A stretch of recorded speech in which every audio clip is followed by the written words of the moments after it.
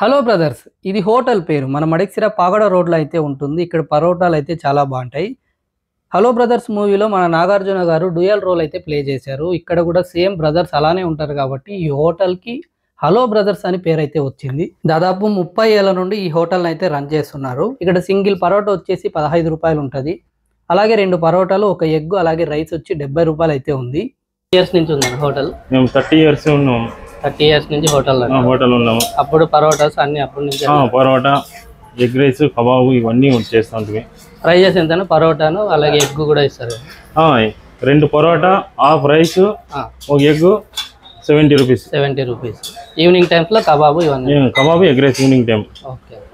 అలా timings మడిక్సిర పాగడ road hello brothers హోటల్లో పొద్దున్నే 8 నుంచి మధ్యాహ్నం 12 వరకు